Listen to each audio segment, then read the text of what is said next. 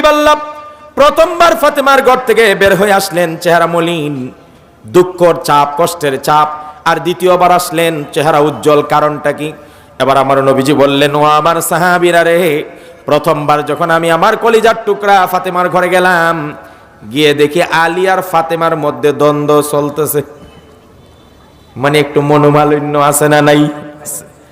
এই মেয়ে, একটা কথা মনে রাখেন, সব বিবাহিত পুরুষদেরকে বলছি, ছোট ছোট ঝগড়া, ছোট ছোট অভিমান, ছোট ছোট রাগ স্বামী স্ত্রীর প্রেম, ভালোবাসা, মায়া, মহব্বত, বন্ধন বাড়ায়া দেয়। কথা কয় না? মাঝে মাঝে যে ছোট ছোট রাগ হয় না, ছোট ছোট অভিমান হয় না, এগুলাই প্রেম ভালোবাসা কি হয়? বাড়ায়।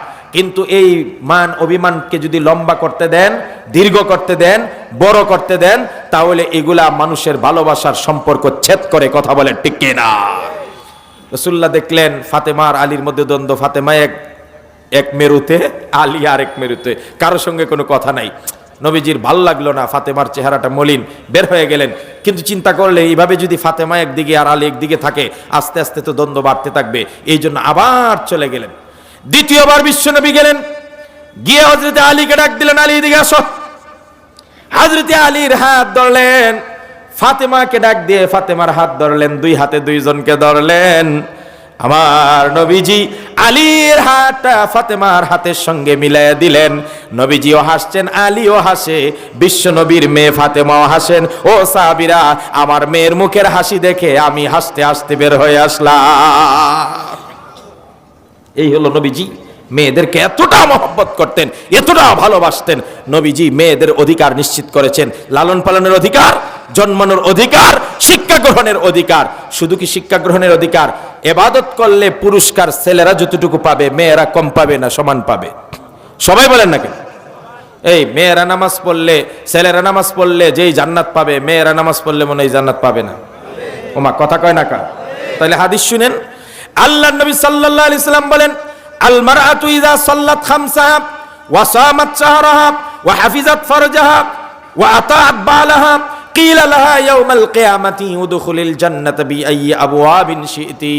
আমার নবীজি বলেন, ও মা জাতিরা, মেয়ে জাতিরা, তোমাদের জন্য আল্লাহ 8টা জান্নাতের গেট খুলে রাখবেন যদি মাত্র 4টা আমল করতে পারো।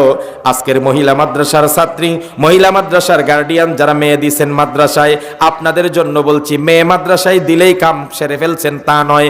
নিজেও আমলদার হতে হবে, পর্দা করতে হবে, গলার আওয়াজ কমাইতে হবে, পরপুরুষের সঙ্গে দেখা সাক্ষাৎ চলবে না, আস্তে আস্তে নিজেকে কন্ট্রোল করতে হবে। আল্লাহর নবী বলেন, কোন মেয়ে যদি, কোন মহিলা যদি 4টি কাজ করে, 1 নম্বর 5 ওয়াক্ত নামাজ পড়ে, 2 নম্বর রমজান মাসের রোজা রাখে, 3 নম্বর ইজ্জতের হেফাজত করে, 4 নম্বর স্বামীর আনুগত্য করে, এই 4টা কাজ যদি কোনো মহিলা করে, আমার নবীজি বললেন তার জন্য জান্নাতের 8টা গেট খোলা থাকবে। যে কোনো একটা গেট দিয়ে সে ইচ্ছা করলে দৌড়ে ঢুকে যাবে। কোরআন বলছেন, পুরুষে আমল করলে যে সওয়াব, নারী আমল করলে নাকি কম আছে? তাহলে বাটপার সংগঠনগুলা যে কয় নারীরে জায়গায় জায়গায় ঠগাইছে, থাপড়ায় দাঁত ফালাই দিবি। তুই কোরআন পড়ছস? কথা বলেন না কেন? ব্যাংকের ছাতার মতো অনুমোদন আর অনুমোদনহীন নারী সংগঠন গুলা গজিয়ে উঠছে, তারা নারী অধিকার নিশ্চিত করবে। গত কয়েক বছর আগে আমি পত্রিকায় পড়লাম, মিরপুরে এক নারী সংগঠনের নারী নেত্রীর বাসার একটা কাজের মেয়ে আছে 8 বছরের। ওই কাজের মেয়েটাকে পিটাইয়া, খুন্তি দিয়া, গরম খুন্তি দিয়া, পিঠের মধ্যে সেকা দিয়া রক্তাক্ত করে হসপিটালে পাঠাইছে। আমি চিন্তা করি, তুই না ময়দানে নামস, মাঠে নেমে বলস আমরা নারী অধিকার নিশ্চিত করতে চাই। তোর বাসার কাজের মেয়েটা তোর নির্যাতনের হাত থেকে রেহাই পাইল না, আর তুই বুঝি বাংলাদেশের নারীদের অধিকার নিশ্চিত করবে? বাটপাড়ির জায়গা পাস না, থরায় দাঁত থরাই দিব। কথা বলে ঠিক কিনা? ইসলাম নারীকে ইজ্জত দিয়েছে, অধিকার দিয়েছে, আর তুই আইছস এখানে আলগামাত বুড়ি করতে। কথা বল ঠিক কিনা? এই বেশি যারা আল্লাহ দেখায়, এরা আসলে রাক্ষস। মার সেব যে বেশি আদর করে, সে কি আসলে দরদি না রাক্ষসী? এই একটা ছোট্ট গল্প মনে পড়ছে। ওই যে কুমির আর শিয়ালে দুস্তিয়া ছিল। এখন কুমিরের বাচ্চা হইছে 7টা। কুমির তার মতো পড়াইবে, লেখাইবে, খাওয়াইবে, এটা তার ব্যাপার। দুষ্ট শিয়ালে গিয়া খুব মায়া দেখায়, কুমিরের বাচ্চারে খুব আদর করে, যত্ন করে, পোষলায়, এই করে সেই করে। কুমিরে কো, বাপ রে বাবা, আমার দুষ্ট দিকে আমার বাচ্চাদের জন্য জান প্রাণ দিয়া লাইতেছে। বুঝে নাই এই আদরের মধ্যে গন্ধ আছে না নাই, ষড়যন্ত্র আছে না নাই। কিছুদিন পরে কয় দোস্ত আমার বাচ্চাগুলাকে কোথায় ভর্তি করি, কি পড়াই, কেমনে কি আসে বিষয়। এখন শিয়ালে কয় আরে আপনি এত চিন্তা করেন কি, আমি নিজেই তো শিক্ষক। হেতি কি শিক্ষক। হের গর্তের মধ্যে নিমন্ত্রণ দিয়া কুমিরের কইছে আগামীকাল আমার গর্তের মধ্যে ভর্তি করে দেন, এটাই আমার পাঠশালা। এবার কুমিরের এতদিনের আদরে ভুইলা গেছে, গিয়া তার 7 সন্তানরে শিয়াল নামক পাঠশালার গর্তের ভিতরে দিয়ে আইছে। ভালো করে লেখাপড়া করে বাচ্চারা। 2-1 দিন পরে কুমির আইছে, আসার পরে কয় শিয়াল দোস্ত আমার বাচ্চাগুলা ভালো আছে? কয় মাদ্রাসার গেইটে ঢুকানো যাবে না, যদি বাবা হিসেবে গেইটে ঢুকো তাহলে বাচ্চারা মায়া লাগবে, বাড়িতে যাইতে চাইবে, দূর থেকে দেখে যাও। উদ্দেশ্য ভালো না খারাপ? মানে গতকালকে একটারে সাবার করে দিছে নাস্তা খাইয়া, তাহলে রইছে কয়টা? যখন যদি ভিতরে আয় তাহলে তো গইনা দেখবো 6টা। এই জন্য ভিতরে ঢুকতে না দিয়া কয় বাহিরেই থাকো। এবার কয় তাহলে দেখি দূর থেকেই দেখাও। এখন কিছু অন্ধকার কিছু আলো গর্তের ভিতরে, কয় এই দেখো তোমার 1 নম্বরটা, এই 2 নম্বরটা, মানে 6ডারে দেখাইছে কয়বার? কথা বুঝে না। 6ডারে কয়বার দেখাইছে? 2 দিন পরে আবার আইছে, আরেকটা শেষ, রইছে কয়টা? এইভাবে প্রতি 2 দিন পরে পরে আসে আর একটা একটা করে নাস্তা করে শিয়ালে, করতে করতে আর রইছে কয়টা? একটা। এখন আইছে কয় বুঝতো দেখি বাচ্চাগুলারে, একটারই দেখাইছে কয়বার? কথা কয় না। এখন শিয়াল তো লোভ তো আর সামলাইতে পারে না, এত মজার খানা, ঘরে বইয়া খায়, ফাও খায়, কোনো কাজ নাই, কাম নাই, হাতের কামাই নাই, কষ্ট নাই, কিচ্ছু নাই। কলমের খুসায় যদি কোটি টাকা কামানো যায় তো মাটি কাটতে যায় কে? আপনারা কি আমার ওয়াজ বুঝেন না? কলমের খুসায় আর টেবিলের নিচ দিয়া যদি কোটি কোটি টাকা আমদানি করা যায় তাহলে কেউ রাস্তায় ইট ভাঙতে যায়? কথা কন। বাংলাদেশে বসে যদি বাংলাদেশের জনগণের মাল আর টাকা আত্মসাৎ করে মালয়েশিয়া আর থাইল্যান্ডে যদি বেগমপাড়া আর সাহেবপাড়া তৈরি করা যায় তাহলে চাকরি আবার করে কে? কথা বলে ঠিক কিনা? বুঝেননি আমার ওয়াজ? আরে বুঝলে বুঝেন না বুঝেনি। এখন শিয়ালে চিন্তা করলো আরে এত বসে বসে যদি গুস্ত খাওয়া যায় তাহলে দৌড়া জাপড়ায় লাভ কি? এটারও দিছে খাইয়া শেষ, এখন আর আসেনি। এখন চিন্তা করলো যদি কুমির আয় তাহলে তো ধরা খামো। কথা কয় না? এবার কুমির তো আইছে, শিয়াল দুস্থ দুস্থ বন্ধু বন্ধু, বন্ধু তো আর সারা নাই। অনেকক্ষণ ডাকাডাকির পরে কি রে ব্যাপার কি দেখি ভিতরে গিয়া। কুমির ভিতরে গিয়া দেখে কি এর স্কুলের ব্ল্যাকবোর্ড নাই, চক নাই, টেবিল নাই, কিচ্ছু নাই, আছে কিছু হাড় পরে আছে। তার মানে কুমিরের বুঝতে বাকি নাই এটা কার কারবার। কথা কয় না কা? এখন কুমির কয় রাখ শিয়াল, তোরে যদি পাই তাহলে ইচ্ছা মতে সাইজ করুম। আর একদিন কুমির শিয়ালে গেছে নদীতে পানি খাইতে, আর কুমির নদীর কিনারায় চুপ করে বসে রয়েছে। যেই মাত্র শিয়ালে একটা পা দিছে পানির মধ্যে দিয়া পানি খাইবে, গুলা পানি খাবে না, একটু ভিতর থেকে খাবে, অমনি কুমিরে শিয়ালের পায়ে ধরে ফেলছে।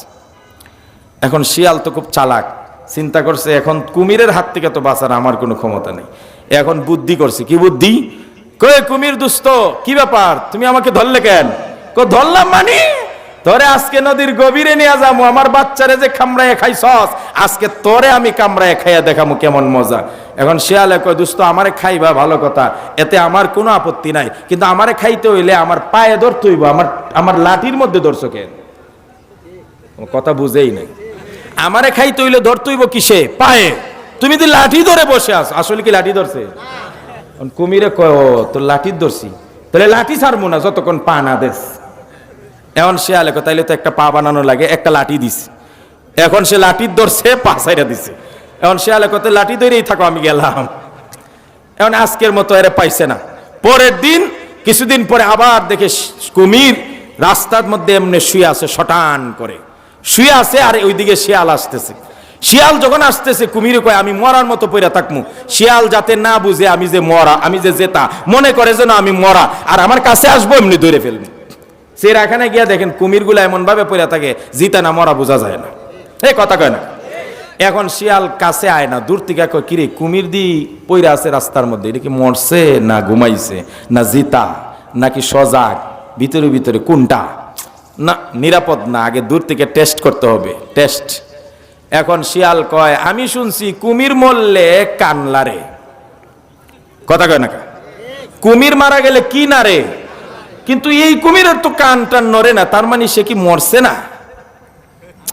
অন্ত দেখি কুমিরে মনে মনে করে যদি কান না নারী তাহলে শিয়ালে বুঝতো না আমি যে মরছি, মনে করবো আমি জেতা, তাহলে আমি যে মরা এটা প্রমাণ করার জন্য কি নাড়তে হবে? এখন কুমিরে আস্তে আস্তে কান নাড়ে। শিয়ালে কয় বেটা তুই যদি কানই নাড়বে তুই মরছস না। তাহলে এমন কিছু মুরগি খাওয়া শিয়াল নারী সংগঠনের নাম দিয়া, আবুল তাবুল নাম দিয়া মুসলমানদের মা বোনদের ইজ্জত নষ্ট করার জন্য গাপটি মেরে বসে আছে, কথা বলে ঠিক কিনা? এদের হাত থেকে যদি মা বোনদের ইজ্জত রক্ষা করতে হয়, সম্ভ্রম রক্ষা করতে হয়, একমাত্র ইসলামের ছায়া তলে আসলেই নারী জাতির ইজ্জত বাড়বে, অন্যথায় নারীরা ইজ্জত খোয়াবে, ইজ্জত নষ্ট করবে, কথা বলে ঠিক কিনা? ইসলাম বলছে মান আমিলা সালিহাম মিন যাকারিন আও উনসা ওয়া হুয়া মুমিন ফালানুহইয়ান্নাহু হায়াতান তাইয়্যিবা। আমার কথা শেষের দিকে নিয়ে আসছি, বুঝতেছি সাইডে বাইডে অনেক কিছু আইতেছে, মানে সময় শেষ। তা আমার আল্লাহ বলেন নারী হোক পুরুষ হোক, যারাই নেক আমল করবে, যারাই সৎ আমল করবে, দুনিয়াতে তাদেরকে শান্তির জীবন দিব, আর পরকালে আমি আল্লাহ তার ধারণার বাহিরে, আমলের বাহিরে জান্নাত দিয়া দিব। সুবহান। তবে একটা কথা আছে, নারীদেরকে সব জায়গায় পুরুষের মতো দিছে, একটা জায়গায় নারীদেরকে দেয় নাই। কি দেয় নাই? আল্লাহর রাসূল সাল্লাল্লাহু আলাইহি সাল্লাম বলেন নারীরা সর্বোচ্চ ক্ষমতায় যাইতে পারে না। কথা বুঝেন নাই আপনি? দেখে আমার কথা, আল্লাহ রাসূলের কাছে যখন বুখারীর হাদিস খুলেন, আল্লাহ রাসূলের কাছে খবর আইছে পারস্য সম্রাট কিসরার মেয়ে রাষ্ট্রপ্রধান হয়ে গেছে। এখন আল্লাহ রাসূল বলেন লা ইউফলিহা কওমুন ওয়াল্লাউ আমরাহুম ইমরাআতান, ওই জাতি কখনো সফল কাম হবে না যেই জাতি তাদের সমস্ত দায় দায়িত্ব একটা নারীর ঘাড়ে চাপায়া দিছে। কথা বুঝেননি আপনারা? ধরেন না বুঝলেন। এখন শেষ একটা হাদিস, আল্লাহ রাসূল সাল্লাল্লাহু আলাইহি ওয়াসাল্লাম একদিন মেরাজ থেকে আসার পরে খারাজা রাসূলুল্লাহ সাল্লাল্লাহু আলাইহি ওয়াসাল্লাম ইয়াউমাদ দুহা আও ফিতরা ইলাল মুসাল্লা, মসজিদে ঈদগাহর দিকে যাইতেছেন, দেখেন কিছু মহিলা বসে রয়েছে। শেষ ইন্টারেস্টিং কথা, রাসূলুল্লাহ বলেন ইয়া মাশারান নিসা, হে মহিলারা, তাসাদদাকনা, দান করো, ফাইন্নি উরিতুকুন্না আকসার আহলিন নার, কারণ আমি যেদিন মেরাজে জাহান্নামে উকি মারছি, গিয়ে দেখি বেশিরভাগ পুরুষ না নারী। এই জাহান্নামে পুরুষের সংখ্যা বেশি না নারীর সংখ্যা? এবার নারীরা কয় বিমা ইয়া রাসূলুল্লাহ, কোন কারণে আমরা বেশি জাহান্নামে, আমরা দুষ্টা করছি কি? রাসূল বলেন মহিলাদের জাতীয় সমস্যা দুইটা। কয়টা? ওমা সবাই কয় না, কয়টা? এক নম্বর বিশ্বনবী বলেন তাকফুরুনাল আশিরা ওয়া তুকসিরুনাল লানা, নারীদের জাতীয় সমস্যা দুইটা। একটা হলো নারীরা বেশি বেশি লানত দেয়, অভিশাপ দেয়, তুই মরস না কেন, তোর উপরে ঠাডা পড়ুক, বাচ্চারেও কয় তোর তোরে কি আজরাইলে দেখে না, স্বামীরে ঝগড়া লাইগা কয় তুই যে বাইরে যাইতেছস তোরে যেন আল্লাহ ঠাডা মাইরে মরে, কয় না? আল্লাহ রাসূল কয় তুকসিরুনাল লানা, এরা কথায় কথায় মানুষকে অভিশাপ দেয় বেশি। আরেকটা দোষ কি? তাকফুরুনাল আশিরা, তুমি যতই দেও, যদি 14 বছর একাধারে ঘরে বাথরুমে লাক্সাবান থাকে আর কোনো কারণে 2 দিন যদি লাক্সাবান না থাকে, প্রথম দেখাতেই তোমারে বল, মনে করেন আপনি কক্সবাজার গেছে, গাজীপুরের মানুষ খুব বেড়ায় বেশি, এখন কক্সবাজার যাওয়ার সময় বউরে লাক্সাবান দিতে মনে নাই, 2 দিন থাকার পরে যখন আইছে কি ওর জিগাইব কক্সবাজার কেমনে কাটাইলাই বা কি আনলাই, কি আসো বিষয়, এটা না জিগায় কয় এমন এক স্বামীর গোড়াইয়া পড়ছি, জীবনে একটা লাক্সাবানও পাইলাম না। জীবনে পাইছে না, না 2 দিন পাইছে না? আল্লাহ রাসূল বলেন এরা বেশি স্বামীর নাশুকর হয়, ও কৃতজ্ঞ হয়। কথা কয় না কা? এরপরে রাসূল একটা গুরুত্বপূর্ণ কথা বলেন, একজন সতর্ক, একেবারে সদা সতর্ক একটা পুরুষকে, একটা নারী তার আকল কম আবার তার দিনের জ্ঞানও কম, দুইটা কম থাকার পরেও একটা সদা সতর্ক পুরুষকে অনায়াসে তার জালের মধ্যে ফাঁসায়া দিতে নারীর তুলনার কেউ হয় না। এই জন্য নারীদের চক্রান্ত থেকে বাঁচতে হইলে একমাত্র দোহাই কার? রাসূলুল্লাহ এই জন্য দোয়া করতেন আল্লাহুম্মা ইন্নী আউযু বিকা মিন ফিতনাতিন নিসা, কারণ কোরআন বলছে ইন্না কাইদা কুন্না। ওমা কথা কয় না কা? শেষ কথাটা কইলাম ওমা, আপনারা না কইলে তো আমি কইতে পারেন। শেষ একবারে মেসেজটা, ইউসুফ আলাইহিস সালাতু ওয়াস সালাম যেই জুলাইখার ঘরে থাকতেন, জুলাইখা যখন ইউসুফের উপর আক্রমণ করছিল সব ঘটনা জানেন। ইউসুফ আলাইহিস সালাম দৌড়ায় পালাইছে, জুলাইখা পিছন থেকে জামা টাইনা ধরছে। দোষী কি ইউসুফ না জুলাইখা? সামনে আইসা দেখে জুলাইখার স্বামী আজিজে মিসর, সাথে সাথে বিচার দিছে, তোমার ইউসুফে আমার সঙ্গে আকাম করতে চাইছে, আমারে দর্শন করতে চাইছে, তার কি বিচার করবে করো, ওই জেলে পাঠাও আর নাইলে কঠিন শাস্তি দাও। আজিজে মিসর কয় ইউসুফ তুমি করছো? কয় না আমি করি নাই। জুলাইখা কয় ইউসুফে করছে, ইউসুফে কয় জুলাইখা করছে। এখন কে সত্য কে মিথ্যা এটা প্রমাণ দেওয়ার জন্য আল্লাহ ছোট্ট একটা বাচ্চাকে জুলাইখার ঘরে, শিশু, তার জবান ফুটে নাই, ওই শিশুর জবান খুলে দিছে। সে বলতেছে আজিজি মিসর নো টেনশন, আমি একটা থিওরি দিয়া দেই, সূত্র দিয়া দেই, যদি আপনি দেখেন জুলাইখা ইউসুফের জামা সামন দিকে ছিঁড়া তাহলে ইউসুফ দোষী, জুলাইখা নির্দোষ। মানে ইউসুফকে আকাম করতে জুলাইখা ফিরাইতে গিয়ে জামা ছিঁড়ছে। আর যদি দেখেন ইউসুফের জামা পিছন দিক দিয়ে ছিঁড়া তাহলে দোষী কে? فلما رأى قميصه قد من دبر قالت إنه من كيدكن إن كيدكن عظيم। জুলাইখার স্বামী যখন দেখলো ইউসুফের জামা পিছন দিকে ছিঁড়া, বুঝতে বাকি না এটা জুলাইখার কারবার। কায় জুলাইখা ওয়াস্তাগফিরি লিজামবিকি, আল্লাহর কাছে মাফ চা, এটা তোর কারবার। ইন্নাহু মিন কাইদি কুন্না, কাইদি কুন্না মানে কি মুজাক্কারের জমিন না মুয়ান্নাসের জমিন? জুলাইখার স্বামী আজিজে মিসর বলছে, জুলাইখা আমার বুঝার বাকি নাই, এটা তোদের মহিলাদের চক্রান্ত। আর ইন্না কাইদাকুন্না আযীম, মহিলাদের চক্রান্ত মারাত্মক চক্রান্ত। যে কোনো সময় ইউসুফের মতো নিরপরাধ যে কোনো নবীকে, ওয়ারাসাত নবীকে দর্শনের মামলা দিয়া আর তার উপর কালিমা লেপন করে ফাঁসায়া দিতে নারীদের চেয়ে অত পটু আর পুরো পৃথিবীতে কেউ হতে পারে? কুরআন বলছে ইন্না কাইদাকুন্না আযীম, মহিলাদের চক্রান্ত ছোট না বড়, এটা আল্লাহ বলছে। এই জন্য মহিলাদের চক্রান্ত থেকেও বাঁচতে হবে, বলেন ইনশাআল্লাহ। বেশি বেশি ফানা চাইবেন, আল্লাহ আমাদেরকে মহিলাদের ফিতনা থেকে বাঁচিয়ে দেন। আর আমাদের মা বোনদেরকে মহিলা মাদ্রাসায় অন্তত পক্ষে কোরআনটা শিখাবেন, নামাজটা ধরায় দিবেন, পর্দার সাথে চলার বিধানটা এবং দ্বীনি ইলমটা শিক্ষা দেওয়ার ব্যবস্থা করবেন। আর এই ব্যবস্থাপনা নিয়ে আল কারিম মহিলা মাদ্রাসা অত্যন্ত সুনামের সাথে গোটা কোনাবাড়ি অঞ্চলে ভালো একটা সুনামের সাথে চলছে।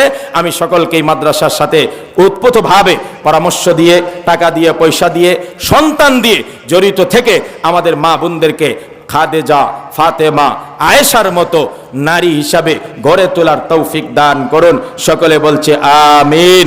আগামী 2, 3, 4 ফেব্রুয়ারি উলামায়ে কেরামের তত্ত্বাবধানে আগামী বিশ্ব ইজতেমা টঙ্গীর ময়দানের আপনাদের সকলের দাওয়াত দিয়ে আজকের মতো কথা শেষ করলাম।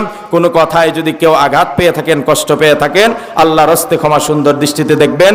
আসসালামু